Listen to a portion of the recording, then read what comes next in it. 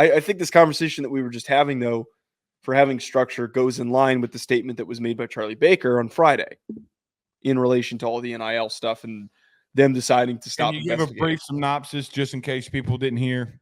Yes. So he released a statement on Friday saying that they were going to cease NIL investigations. And the main focus of his statement was, we're going to focus all of our energy instead of trying to investigate. I'm actually like, I didn't know this until today when I did my research. Excuse me. But he actually made a statement, and I'm dumbfounded by this, that they're going to spend all their time and energy by looking ahead and looking forward to rebuild the structure of Division I athletics. Do you believe him? I mean, he hasn't been around long enough for me to have evidence to know what he can and can't do, but I'm like actually blown away that everything I yelled about for the past 2 weeks, he's actually going to do it. He's actually going to put together rules and structure and probably the idea that he had months ago and actually build it out. Now, is everything going to be a shit show and run amok in the meantime? Yes, absolutely. But since NIL has become a thing, this is all that they could do. You know, this is all that they can do is just let things run wild until they can build out a structure, and hopefully they do it pretty quickly.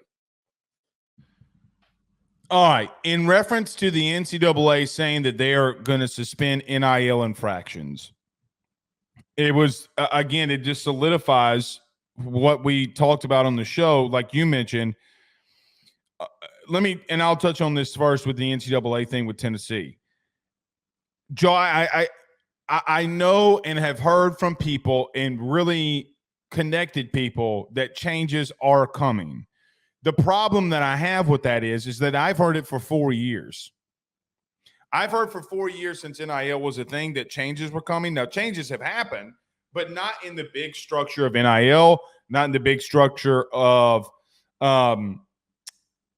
name, image, and likeness or transfer portal. Nothing's really come about it. Nobody's really done anything. And I do think that there's an avenue where they try to play this out as long as they can because everybody's making so much money. Like, I fully believe that we could be here another 4 or 5 years, maybe not to the degree that we think that we are. Maybe there are things that are enacted that puts a cover or a Band-Aid over a massive wound, but I don't think that there's anything that can fix. I heard an attorney speak on this a couple days ago. I think it was Friday, and he goes, everybody talks about unionization, right? Well, there's nothing to unionize name, image, and likeness because of the simple nature. If you're State Farm and you want to do a deal with X, Y, or Z quarterback, there's no collective bargaining agreement that can stop that. So, I mean, there comes a point, Joe, where I don't think that we ever get to a place where all of this is going to be back to I say, quote unquote, normal, but back to where you can enforce things, where if people break rules, that you can enforce it. I can't believe I am the one I never thought I would side with the NCAA on anything, much less this, but I don't fault them for trying to do something about everything in the Wild Wild West. That's it. I'm surprised that we're not arguing at all over any of this stuff.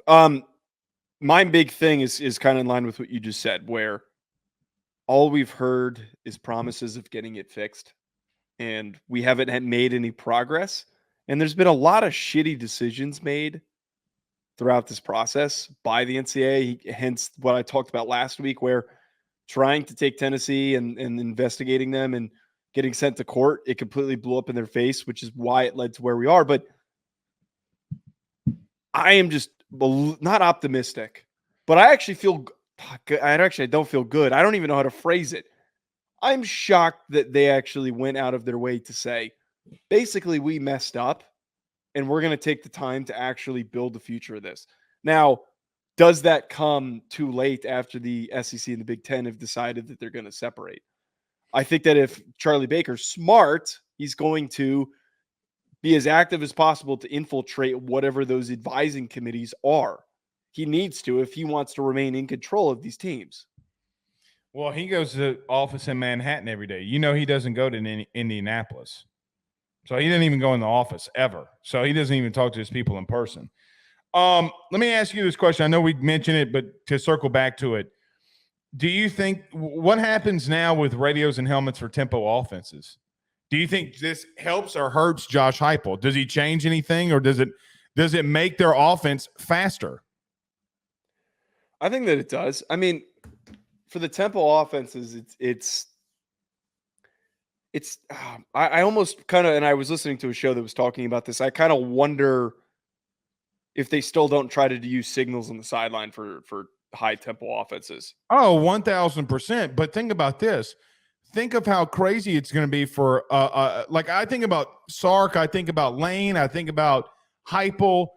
I mean, this is going to just absolute, like, they can still use signs, okay, but you don't know what signs that you need to look at. Let the quarterback go in the helmet, tell him what play it is. I mean, like, this is going to, I don't know if it doesn't make them faster in a lot of ways.